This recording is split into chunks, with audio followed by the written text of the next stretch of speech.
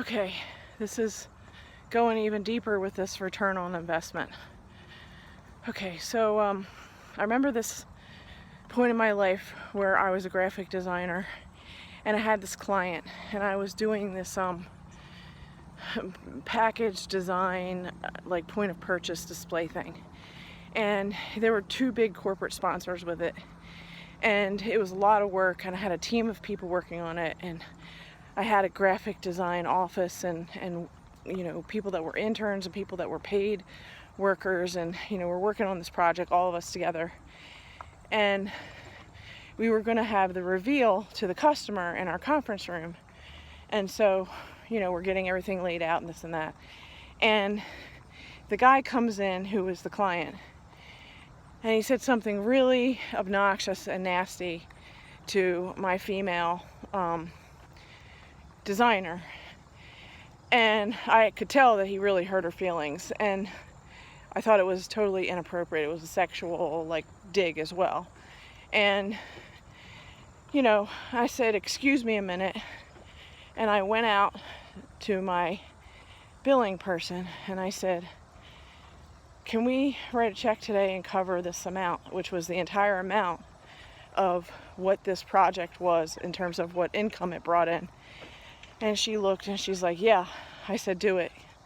So she wrote out the check and I signed it, and I walked into the conference room and I was still standing, and I said, "We're done." And I handed him the check and I said, "Get out."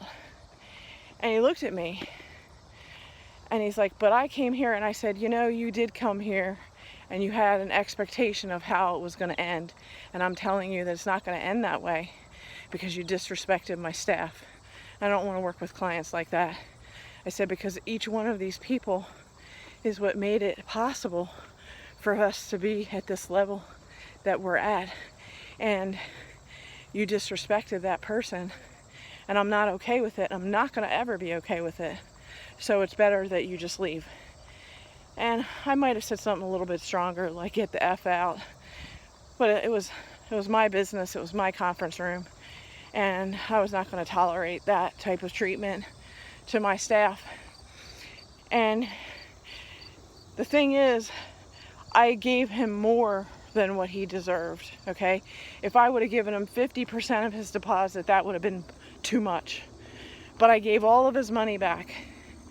And that was like such a slap in the face to be like, you know, we will eat this because the principle of what you violated is so important to us that we don't even want a penny from you, okay?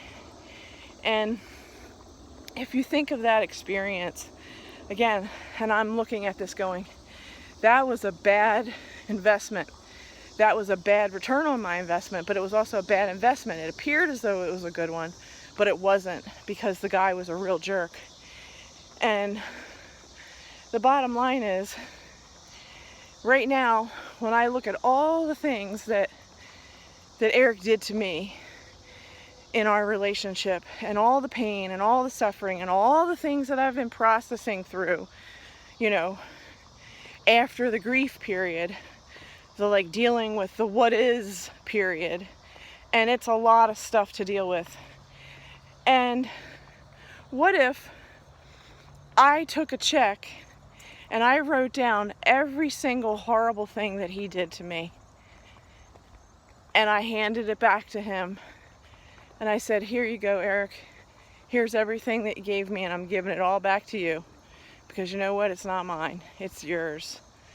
And I want to let go. I want to forgive you. I just want to be done, you know. So get out, you know." And that imagery is what I'm working with right now. That just getting everything about him out. And part of this has been me doing these videos and writing and journaling and going to therapy and going to 12-step programs and coaching and trauma therapy and EMDR. And I mean, I've done a lot of work around trying to process, understand, heal from this trauma that he caused.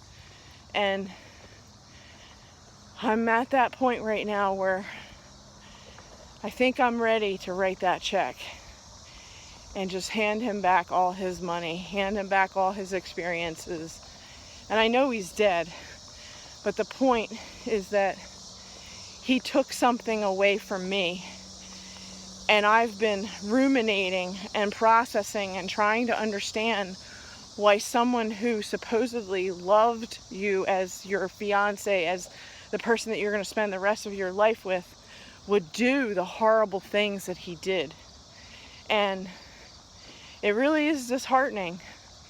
And I don't want a future with that. I want to close the door on this and just really have healing.